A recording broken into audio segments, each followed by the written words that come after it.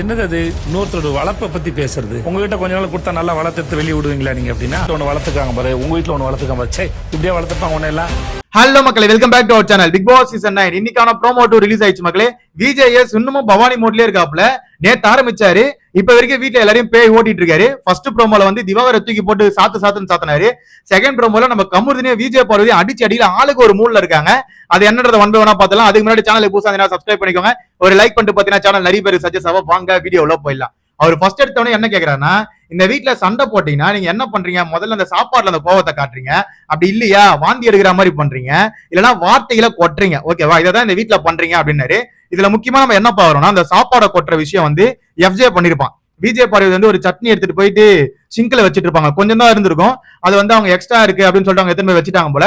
அப்ப எஃப்ஜே சண்டை போட்டிருப்பான். ஒருத்தர் சாப்பிட்டு இருக்கோம், அந்த டைம்ல வந்து நீங்க சட்னி எடுத்துன்னு போயிட்டு அந்த சிங்க்ல வைக்கிறீங்களே, இங்க எத்தனை பேர் அந்த மாதிரி இல்லாம இருந்திருக்கோம் போன வாரம் எல்லாம் சாப்பாடு இல்லாம, நாங்க ஒரு சொட்டு கூட விடாம எல்லாத்தையும் சாப்பிட்டு இருக்கோம், நீங்க எதுக்கு எத்தனை போய் வைக்கிறீங்கன்னு சொல்லிட்டு அவன் சண்டைக்கு போயிருப்பான். அது மட்டும் இல்லாம அந்த சாப்பாடு எடுத்து போய் டஸ்ட்பின்லயும் கொட்டிருப்பான். ஓகேவா, நான் சாப்பிடல எனக்கு வேணான்னு சொல்லிட்டு டஸ்ட்பின்லயும் கொட்டிருப்பான். அதை தான் இங்க எடுத்து போட்டு அடிக்கிறாருன்னு நினைக்கிறேன். அந்த ஒரு பஞ்சாயத்து அடுத்த ப்ரோமோல வருமா என்னன்றது தெரியல, பொறுத்திருந்து பார்ப்போம். பட் ஆனா இதுதான் வந்து மெயின் மேட்ரு. நெக்ஸ்ட் இன்னொரு மெயின் விஷயத்துக்கு வராங்க.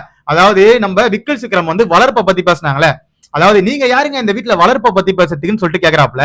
உங்ககிட்ட கொஞ்ச நாள் கொடுத்தா நல்லா வளர்த்து எடுத்து வெளியே அனுப்புவீங்களோ அப்படின்ற மாதிரி விஜேஎஸ் வந்து அங்க கலாய்க்கிறத பார்க்க முடிஞ்சது. விஜேஎஸ் உண்மையிலே செம கான்ல சொல்றாரு, ஓகேவா? இன்னொருத்தரோட வளர்ப்பை பத்தி பேசவே கூடாது, அது யாருக்குமே ரைட்ஸே கிடையாது. வெளியே யாராவது ஒருத்தர் அந்த மாதிரி சொன்னா கூட நம்மளுக்கு கோவம் தான் வருமே தவிர, நம்ம ஒன்னும் அப்படியே சிரிச்சுட்டே வந்து சொல்லுங்க நான் கேட்டுறேன் அப்படின்னு யாரும் பண்ண மாட்டோம். அதுதான் அங்க நடந்தது. விக்கல் சீக்கிரமா லிட்டரலா வந்து வளர்ப்பை பத்தி பேசுறது தப்பு அப்படின்னு சொல்லிட்டு நம்ம போன வீடியோல சொல்லியிருந்தோம். அதான் இங்க அட்ரஸ் பண்ணிருக்காப்ல. பாக்கிறதுக்கு நல்லா தான் இருக்கு. விஜய் பார்வதியும் தப்பு பண்ணாங்க. விஜய் பார்வதி கோவம் வந்துச்சுன்னா என்ன பண்றோன்னே தெரிய மாட்டேது அவங்களுக்கு. வார்த்தைகளை ஏடா கூடமா வர்றாங்க. விஜய் பார்வதி மூஞ்சில ஒரு பயம் தெரியுது. அதாவது நம்ம பண்றதெல்லாம் வெளியே ரொம்ப தப்பா போதும் அப்படின்ற மாதிரி விஜய் பார்வதிக்கு ஒரு தாட் வந்திருக்கும். அடுத்த வாரம் பாப்போம் அவங்க எப்படி எல்லாம் வந்து பிஹேவ் பண்றாங்கன்னு சொல்லிட்டு. மாறி இருக்காங்களா இல்ல நான் அப்படியே தான்டா இருப்பேன் அப்படின்ற மாதிரி இருக்காங்களான்றது தெரியாது. பட் ஆனா எப்படி இருக்க போதுன்னு தெரியல மக்களே, பொறுத்திருந்து பார்க்கலாம். அப்புறம் கமுருதின் சொல்றாரு, உங்களை பண்பா வளர்த்திருக்காங்கன்னு சொன்னாங்களே, ஒருத்தர் அடிபட்டு இருக்கும் போது நீங்க எப்படி வந்து அவங்கள போய் மார்க் பண்றீங்க அப்படின்ற மாதிரி நம்ம கமுருதின் வந்து அங்க விஜேஎஸ் கிட்ட அட்ரஸ் பண்றாரு. அதாவது நீங்க வந்து உங்களுக்கு அடிபட்டிருக்கு எல்லாமே ஓகே தான், பட் ஆனா நீங்க ஒருத்தரை மார்க் பண்ணி நீங்க ஒருத்தரை வந்து ப்ரொஜெக்ட் பண்றீங்க தப்பா. விக்ரம் நீ வந்து அப்படி இப்படின்னா நீங்க ப்ரொஜெக்ட் பண்ணுவீங்க, அவர் கேட்டு உட்காந்தே இருக்கணுமா? அதனாலதான் அந்த மனுஷன் அவருக்கு தெரிஞ்ச விஷயத்துல பண்ணாப்ல. அவர் மார்க் பண்ணது தப்புனே இருக்கட்டும், நீங்க பேசுறது தப்புல முதல்ல நீங்க ட்ரிகர் பண்ணிடுவீங்க எல்லாருமே.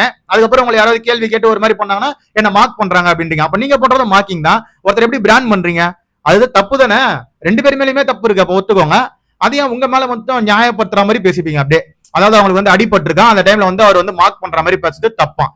நடா இது நடா நியாயம்ன்ற மாதிரி எனக்கு புரியவே இல்லை. சரி ஓகே, இதான் வந்து நம்ம கம்பெனி நாங்க அட்ரஸ் பண்ணாப்ல. அதுக்கப்புறமேட்டு விஜய் பார்வதி வந்து ஒரு விஷயத்தை அட்ரஸ் பண்றாங்க. அவர் வந்து எப்பயுமே அதிகமா என்கிட்டயே வாக்குவாதத்தை வச்சுக்கிறாரு சார், அதனாலதான் நான் கொஞ்சம் ட்ரிகர் ஆயிரேன் அப்படின்றாங்க. இந்த வீட்டுல அதிகமா எல்லாரையும் போய் ட்ரிகர் பண்றதே நீங்க தான், ஓகேவா? உங்களை யாரும் ட்ரிகர் பண்றது இல்ல. நீங்க தான் போயிட்டு ஒரு விஷயத்த வந்து பெருசா ஊதி வெடிக்க வச்சு அதை வந்து ட்ரிகர் பண்ணி ஒருத்தனை மார்க் பண்ணி, அதாவது நீங்க பண்றது லிட்டரலா மார்க்கிங் தான் என்ன பொறுத்த வரைக்கும். ஒருத்தனை பிராண்ட் பண்ணி அதுக்கப்புறமேட்டு அவனோட மொத்த ஒரு காம்னஸையும் வந்து உடைச்சு அவனை வெளியே கொண்டு வரதே நீங்க தான், ஓகேவா? அவனை ட்ரிகர் பண்றது நீங்க. ஆனா நீங்க என்ன சொல்றீங்கன்னா என்ன ட்ரிகர் பண்றாங்க பாத்தியா, அங்க நிக்கிறீங்க நீங்க வேற லெவல்ல அப்படின்ற மாதிரி இருந்தது. பட் இதுதான் வந்து விஜய் அங்க அட்ரஸ் பண்ணாரு. லாஸ்டா தக் லைஃபும் கொடுத்துட்டு போனாப்ல. உன்ன வீட்டுல உன்ன வளர்த்திருக்காங்க பாரு, உங்க வீட்டுல உன்ன வளர்த்திருக்காங்க பாரு, சி உன்னெல்லாம் இப்படியா வளர்த்திருப்பாங்க அப்படின்ற மாதிரி விஜய் அங்க ஒரு தக் லைஃப் கொடுத்தாப்ல. அதாவது நீங்க வந்து ஒருத்தரோட வளர்ப்பை பத்தி பேசுறீங்களே, இப்போ இந்த மாதிரி வந்து எல்லாரையும் சொன்னா எப்படி இருக்கும் உங்களுக்கு, அதே மாதிரிதான் அவருக்கும் இருந்திருக்கும்னு சொல்லிட்டு இங்க ஒரு சாம்பிளை காமிச்சாப்ல. வேற லெவல்ல தக் லைஃப் கொடுத்தாப்ல. உண்மையிலே பிளாஸ்ட் இன்னைக்கும் நல்லா இருக்கும்னு நினைக்கிறேன். பொறுத்திருந்து பார்ப்போம். நிறைய விஷயங்கள் நடந்திருக்கு. பட் ஆனா இங்க எனக்கு ஒரே ஒரு விஷயம் தான் வந்து விஜேஎஸ் கிட்ட பிடிக்க மாட்டேது. இந்த டாக்ஸிக் கேங்க வந்து கேட்கவே இல்லை. அதாவது பிரஜன் அவர்களும் சாண்ட்ராவும் வந்து விஜேஎஸ்க்கு என்னதான் க்ளோஸா இருக்கட்டும், பிரஜனும் விஜேஎஸும் வந்து என்னதான் மாமா மச்சனா இருந்துகிட்டோம், பட் ஆனா உள்ள நடக்கிற தப்பை கேட்கவே இல்லையே சார். அது அடுத்த ப்ரோமோல கேட்பீங்களான்றது தான் வெயிட் பண்ணிட்டு இருக்கேன். அதாவது உள்ள வந்து ஒரு நாமினேஷன் ப்ராசஸை பத்தி பேசக்கூடாது அப்படின்னு சொன்னா பேசக்கூடாது யாருமே, ஓகேவா? அதை வந்து டிஸ்கஸ் பண்ணி நீங்க எடுத்துட்டு போயிட்டு உள்ள வந்து குத்துறீங்க, ஒர்ஸ்ட் பர்ஃபார்மன்ஸா குத்துறீங்க. அதே மாதிரி எஃப்ஜே வந்து கேப்டன் ஆகணும்னு சொல்லிட்டு அவனை வந்து நீங்க தான் வந்து சூஸ் பண்றீங்க. அப்போ இந்த வீட்டுல மீதி பேர்ல என்ன பண்றது? கேம் விளையாடுறதா இல்ல வேற என்ன பண்றதா? ஒரு குரூப் மட்டும் சேர்த்துக்கோங்க. அந்த குரூப் சொல்றதான் வந்து சட்டம், அந்த குரூப் சொல்றதா நியாயம். அவங்க தான் வந்து ஒர்ஸ்ட் பர்ஃபார்மன்ஸை சூஸ் பண்ணுவாங்க, அவங்க தான் வந்து கேப்டனை சூஸ் பண்ணுவாங்க. அப்ப மீதி பேர்ல என்ன ஆணைக்கு வீட்டுல இருக்காங்கன்றத என்னோட கேள்வியாவே இருக்கு. இதை வந்து நீங்க அட்ரஸ் பண்ணி அவனை அட்ரஸ் பண்ணலாம். வெளியே தூக்கி போட்டு அடிக்க ஆரம்பிச்சாங்க ஆல்ரெடி. இல்லன்னா அடுத்த வாரம் விஜேஎஸ் வந்து பறக்க விட்டுருவாங்க. இப்ப இவரு பறக்க விட்டாருல, அந்த மாதிரி அவரை பறக்க விட்டுறாங்கன்னு நினைக்கிறேன். ஏன்னா உண்மையிலே வந்து ஒரு நியாயம் கொடுக்குறீங்கன்னா அந்த நியாயத்தை வந்து எல்லாருக்கும் ஈக்குவலா கொடுக்கணும், ஓகேவா? சாண்ட்ரா அங்க ஒரு ஆக்டிங்க போட்டாங்க பாரு, எனக்கு படபடப்பா இருந்தது, அதனாலதான் வந்து என்னால அங்க எதுவுமே கேட்க முடியல சார்ன்ட்டு. அங்க உட்காந்து சிரிச்சிட்டு இருந்ததே அவங்கதான். அதாவது கனி அவர்கள் காலில் வந்து விழும்போது கனி தூக்கி உள்ளன்றீங்களா, சாண்ட்ரா ஏன் தூக்கி உள்ள அதை கேட்டீங்களா? கனி மட்டுமா ஜட்ஜி, சாண்ட்ரா வந்தானே ஜட்ஜி, அவங்க டிசிஷன் எடுக்க வேண்டியது தானே, அதை கேட்டீங்களா? அதுக்கப்புறமேட்டு அங்க சோபால உட்காந்து பேசினாங்கன்னு சொன்னீங்களா, சோபால உட்காந்து பேசின இடத்துல இன்னும் 4 போட வேண்டியதானு சொல்லி சிரிச்சது சாண்ட்ரா, அதை கேட்டீங்களா? சாண்ட்ரா கழுத்திலேயே மிதிச்சிருக்கணும் அப்படின்னு ஒரு விஷயத்த சபரிகிட்ட சொல்லியிருந்தாங்க, அதை கேட்டீங்களா? இதெல்லாம் கேட்கல.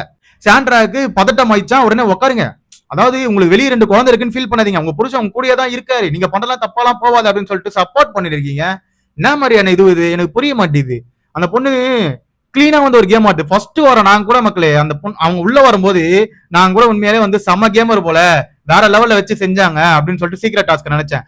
அடுத்த வாரத்துல அவன் ரியல் ஃபேஸ் வெளியே தெரியும் போது சி இவங்களுக்காக சப்போர்ட் பண்ணோம் அப்படின்ற மாதிரி ஆயிடுச்சு. அந்த லெவலுக்கு வெறுத்துட்டோம். அவங்க ஒரு கேரக்டர் அசாசினேஷன் பண்றாங்க பாருங்க, சபரி எல்லாம் ஐயோ யப்பா. அந்த டாபிக் நம்ம அப்புறமேட்டு பாத்துக்கலாம். இப்போ ப்ரோமோல இதுதான் மக்களே போச்சு. விஜய் பார்வதிக்கும் கமருதீனும் இந்த ரோஸ்ட் நியாயமான ரோஸ்ட்னு எனக்கு தோணுது. உங்களோட கருத்துக்களை கீழே கமெண்ட் செக்ஷன்ல கமெண்ட் பண்ணுங்க. அதை பத்தி நான் தெரிஞ்சுட்டு அதுக்கு நம்ம சேனலை சப்ஸ்கிரைப் பண்ணுங்க, சப்ஸ்கிரைப் பண்ணிக்கோங்க, கூட இருக்க பெல் ஐக்கனை தட்டி விடுங்க. அப்பதான் நம்ம போற வீடியோ உடனே வந்து சேரும். Love you, bye, take care.